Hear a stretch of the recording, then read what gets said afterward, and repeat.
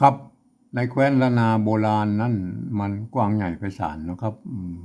มีหลายเผ่าพันธุ์นะครับที่ปนาศัยอยู่ในแคว้นนี้นะครับอย่างเช่นไตยวนไตลั่วไตลื้อไตเขินไตยองนะครับเห็นไหม4-5เผ่าพันธุ์หลักๆนะครับหมู่นี้เปิ้นใจภาษาเขียนเดียวกันนะครับก็คืออักขระละนานะครับแต่ว่าสำเนียงการนะมันก็จะผิดเพี้ยนกันไปนิดๆนะครับฟังกันรู้เรื่องอยู่นะครับเห็นไหมก็อย่างว่านะครับมันมาถึงบเดียวแล้วมันถ่ายมันผ่านมาอยู่10 รุ่น20 รุ่นแล้วนะครับเห็นไหมมันมาถึงปลายๆแล้วนะครับปลายบเดียวนี่มันโหกว่าไปหมดแล้วนะครับบอกโหเผ่าพันธุ์ได้เป็นเผ่าพันธุ์ได้นะครับส่วนแต่ก็ยังมีอยู่บางเผ่าพันธุ์มันก็อาศัยกันเป็นป๊อกนะครับก็รักษากันเผ่าพันธุ์กันไว้ก็ดีนะครับอันภาษาละนานั่นแหละนาบเดียวเนี่ยการเขียนภาษาละนานั่นแหละอันส่วนใหญ่ก็เหมือนกันอยู่นะครับแต่บางคำนะครับนิยมเขียนแตกต่างกันไปนะครับอันก็ยังว่านะครับเราจะไปหันไม่พอพ้นเขียนแบบนั้นแบบนี้มันก็จะทึกทักว่าพ้นเขียนผิดเขียนถูกเลยนะครับเรามาวิเคราะห์กันตามหลักภาษาละนาไปก่อนนะครับใครจะเขียนผิดเขียนถูกก็ว่ากันทีหลังนะครับวันนี้ฮันจะมาถึงคำว่าเลิกนะครับเลิกนะครับเลิกเนี่ยมันเลิกงามยามดีเนี่ยมันอย่างว่านะมันก็เป็นน่าจะเป็นภาษาไทยนะครับเลิกนะครับเลิกเอามาเขียนนะอย่างว่ามันเลิกนะครับเลิกเขาได้ยินเสียงเลิกนะครับมันก็จะต้องใช้ตัวละนะครับเลิกเลิกนะครับเห็นไหมเลิกเอาสะกดเขียนเลยนะครับเลิกนะครับเลิกถ้าเขาเขียนธรรมดาเนาะเลิกมันก็อย่างว่ามันก็คือมันงามๆหน่อยนะครับเลิกนะครับไม่เก๋มันไม่เก๋นะครับไม่เก๋อันนี้ก็เลิกแล้วนะครับเห็นไหมเลิกแล้วมันมางามครับมันมางามในภาษานะครับเปิ้นอยากเขียนคล้ายๆแบบว่ามันงามภาษาหน่อยตามภาษาไทยแล้วก็ก็เปิ้นก็บ่เลยบ่เขียนอย่างนี้เลิกนะมันเลิกแล้วนะครับตัวนี้ก็เลิกแล้วนะครับเปิ้นจะใช้ตัวลือนะครับตัวลือมาใส่นะครับอันนี้มันลือนะครับเห็นไหมตัวนี้มันว่าลือนะครับอ่านว่าลือนะครับอันลือนะครับสะกดด้วยตัวกะนะครับลึกนะครับอ่านว่าลึกนะเห็นไหมแต่เปิ้นอนุโลมให้มันเป็นไม่กิได้นะครับเห็นไหมไม่เกิดได้นะครับเลิกนะครับอนุโลมนะครับอนุโลมว่าเลิกนั่นนะครับเลิกนะอันคำนี้เป็นคำที่เป็นอนุโลมกันนะครับมันไม่ใช่เป็นเขาจะสะกดตามภาษาละนาได้เลยนะครับมันเปิ้นอนุโลมเอาตัวไม่กือเนี่ยนะครับลือเนี่ยตัวลือเนี่ยคือกลายเป็นตัวลือได้ไหมลึกมาเป็นเลิกได้ไหมเลิกเปิ้นก็เอาตัว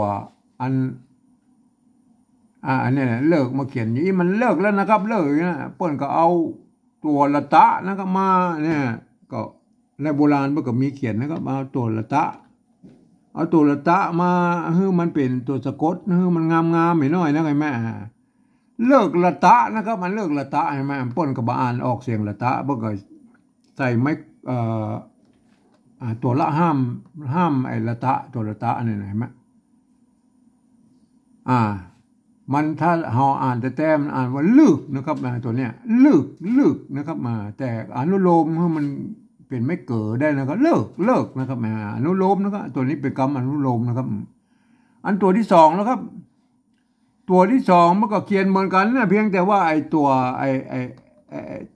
ที่เอามาประกบกันลันเนี่ยมันเปลี่ยนไปนะครับอันตัวละนะครับตัวลือนะครับตัวลือเห็นไหมตัวลือไม่กะนะครับอัน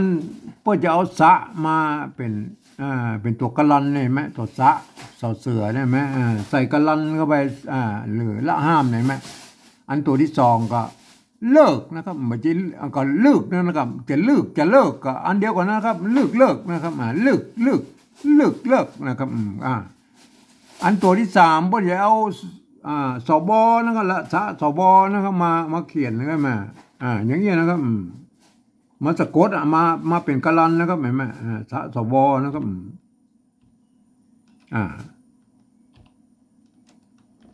นี่ก็เขียนได้อยู่3แบบนี่ครับก็อ่านว่าเลิกนะครับหรือเลิกนะครับใครจะอ่านเลิกหรือเลิกก็แล้วแต่นะครับส่วนตัวป้นจะเอามาเทียบเป็นเลิกนะครับเลิกนะทีนี้มันก็ไม่ยากแล้วนะภาษาละนาเขียนได้อันนี้คือเป็นภาษาที่เป็นอนุโลมเขียนนะครับคล้ายๆแบบเขียนแบบไทยๆนะครับก็มันก็ต้องอนุโลมกันไปนะครับเพราะว่าภาษาละนามันเขียนยากนะครับอย่าเอามาสะกดมันมีโค้ดเกณฑ์นักนะครับภาษาละนานะครับก็ไม่ยากนะเขียนได้นะครับแต่ว่ามันจะยากตอนที่เราไปถ่ายทอดกับคนอื่นนะครับเราไปถ่ายทอดกับคนอื่นนะได้หูได้หันได้ฟังเนี่ยนะครับมันยากนะครับเพราะว่าภาษาละนาของเราเป็นภาษาที่มันตายไปแล้วนะครับมันอย่างว่านะครับคนอนุรักษ์รักษากันไม่น้อยนะครับคนเรียนรู้ก็มีน้อยนะครับอ่านส่วนใหญ่แล้วเพิ่นอ่านบ่ออกนะครับเขียนนี้ไปเพิ่นอ่านบ่ออกแล้วครับเพราะนั้นเราต้องใจภาษาอื่นๆมาเทียบเคียงนะครับก็คือภาษาปริวัตินั่นแหละครับก็คือปริวัติเป็นภาษาละนาของเราเนี่ยนะครับภาษาที่มันใกล้เคียงของเราหน่อยก็คือภาษาไต้นะครับภาษาไทยนะครับเพราะว่ามันเกิดจากพ่อของรามคำแหงที่เดียวนะครับผมได้ใช้หลักการของสภาวัฒนธรรมมหาวิทยาลัยเชียงใหม่นะครับเปิ้นตกลงกันไว้ว่านะครับตอนปลายปี28นะครับเปิ้นตกลงกันว่าการที่จะเอาภาษาไทยนะปริวัติเขียนเป็นภาษาละนาเนี่ยกระทำได้อยู่3แบบนะครับหรือ3รูปแบบนะครับแบบที่1นั้นเปิ้นจะเอาไว้บันทึกนะครับเอกสารสำคัญลักษิลาจารึกนะครับในโบราณนะครับเปิ้นจะเอาอักษรไทยนะมาปรับเทียบเมื่อเป็นอักขระละนาแล้วก็ประกอบกันขึ้นมาแบบภาษาละนาภาษาไทยนะครับก็เอามาทุกไม้ทุกอักษรทุกเครื่องหมายนะครับเฮาบ่ยุ่งเลยนะครับมันยุ่งยากนะครับเฮาบ่อู้ถึงแล้วเฮาบ่ได้ใจนะครับเฮามาอู้ถึงแบบที่2เลยนะครับแบบที่2เพิ่นบอกว่ายืมเอาอักษรไทยนะครับมาปรับเทียบเมื่อเป็นอักขระละนานะครับแล้วก็ประกอบกรรมขึ้นมากับแบบภาษาไทยนะครับผสมผสานกันไปนะครับบางทีไม้หรือสระนะมันมาตรงมาตัดกันนะหรือมันมาเหมือนกันนะครับก็สามารถบูรณะกำชับได้นะครับหน้าตาออกแบบไทยๆนะครับแต่เวลาอ่านมันอ่านนึกเสียว่าเป็นภาษาละนานะครับนึกว่าเป็นภาษาละนานะครับก็คนทั่วไปสามารถเข้ามาอ่านได้นะครับมันจะผิดเพี้ยนสำเนียงนะครับเฮามาดูเลยนะครับอันแบบที่3เนี่ยก็อู้กับกำนะครับเลิกนะครับเลิกตัวละนะครับเอารอเรือมาเทียบเห็นไหมเลิกอันนี้เหรออันนี้ตัวลือนะครับตัวลือนะตัวลือเขาเอาตัวลือเนี่ยมาเทียบนะครับตัวลือเนี่ยไหมลืออันตัวกะนะครับกอไก่นะครับอันตัวละตะแล้วครับตัวละตะนะครับตัวละตะเห็นไหมไม้ขอจ้างเห็นไหมอันนี้ก็อ่านถ้าอ่านตามภาษาละนานะครับตัวละตัวลือเนี่ยเห็นไหมเทียบกันมาตัวกะตัวนี้อ่านว่าลึกนะครับลึกหรือเลิกนะครับจะลึกจะเลิกก็เอาแล้วแต่นะครับแต่คำนี้มันก็ยังว่านะอ่านเปิ้นมีโค้ดเกณฑ์นะแบบที่2เนี่ยสามารถบูรณะคำศัพท์ได้เห็นไหมบูรณะคำศัพท์ให้หน้าตามออกแบบไทยๆได้ก็บูรณะคำศัพท์นี่แหละอันไทยเปิ้นบ่มีรอเรือนี่นะครับเปิ้นมีรอเรือเนี่ยก็พวกเขียนเต้าอี้พวกอ่านว่าเลิกแล้วนะครับเลิกเลยก็เอาแบบไทยนะครับเลิกเห็นไหมอันตัวที่2แล้วครับตัวที่2ตัวละนะครับตัวลือนะครับลือตัวกะนะครับตัวซะสอเสือนะครับอัน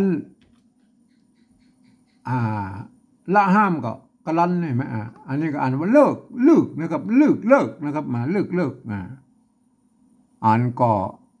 ภาษาละนาก็เขียนเทียบมาได้ยี่ไหมแต่เฮากับบูรณะคำศัพท์นะครับคือหน้าตามันแบบไทยๆไม่ได้ไทยก็ตัดละนี่ออกไปไทยพวกอ่านว่าเลิกแล้วนะครับเลิกนะครับพวกอ่านว่าเลิกแล้วนะเห็นไหมก็อย่างนี้นะครับ ก็ตามนี้นะครับเห็นไหมอันแบบที่สามบนใจตัวละอันตัวสะสอเสือสบนะครับมากะลันนะครับตัวล้อเรือนะครับละล้อเรือไม่เกือไม่ตัวลือนะครับตัวลือกะนะครับกะกอไก่ตัวสะสบนะครับกะลันนะครับกะลันเนี่ยก็แทนละห้ามเนี่ยแม่ได้เลยแม่ตัวนี้แม่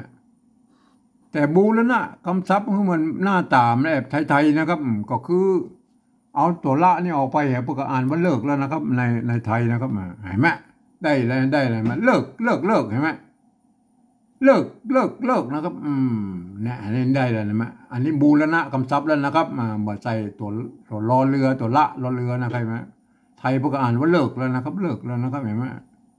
มันจะเลิกหรือเลิกอันเดียวกันนะครับทีนี้เฮามาถึงแบบที่สามแล้วครับอันแบบที่สามนั่นเพิ่นบอกว่าฟังเสียงเอาภาษาละนาตำบลบนแล้วก็เอาภาษาไทยเขียนนะครับภาษาไทยเขียนนะครับเขียนออกมาจะได้ก็ว่ากันไปนะครับภาษาไทยพอเขียนได้กุ๊กกำนะครับยกเว้นเสียงโทพิเศษเท่านั้นนะครับที่พอเขียนไม่ได้นะครับทีนี้เรามาดูเลยนะครับเราฟังนะครับภาษาละนาตำบลบนว่าเลิกนะครับเลิกนะครับเลิกในภาษาไทยพอเขียนไว้ได้นะเลิกก็มีในภาษาไทยนะครับมันเลิกในภาษาไทยใช่ไหมเนี่ยเห็นไหมเลิกภาษาไทยพอเขียนอย่างนี้นะเลิกนะเอาก็บอกเอาภาษาไทยเขียนไปเลยนะครับเลิกนะครับเลิกงามยามดีนะครับเลิกนะครับเลิกตัวที่สองก็เลิกนะครับเลิกงามยามดีนะครับเห็นไหมเลิกไงไหมอันตัวที่สามก็เลิกงามยามดีนะฮะเลิกงามยามดีเลิกอย่างมูนี่นะเห็นไหมก็เฮาก็เอาเลิกแบบไทยเลยไหมเลิกแบบไทยพวกเขียนได้ไหมเลิก เลิกงามเลิกดีเลิกมีเลิกเห็นไหมอันแบบที่สองนั่นก็มันก็อย่างว่ามันเทียบมาจากเกาเงาคนแล้วก็มันก็เขียนได้อยู่สามแบบนี่นะครับเลิกที่มันมีตัวละตะอันมาเป็นตัวสะกดได้เป็นตัวไอ้กะลันนะครับตัวสะสอเสือตัวสบอให้พวกเบอร์ถือนะครับแต่ภาษาไทยเพิ่นจะมีสบตลอดเห็นไหมอันภาษาละนานั่นน่ะเพิ่นก็ยังว่าเขียนได้อยู่สามแบบเต้าอี้นะจะเลิกหรือลึกก็แล้วแต่นะครับก็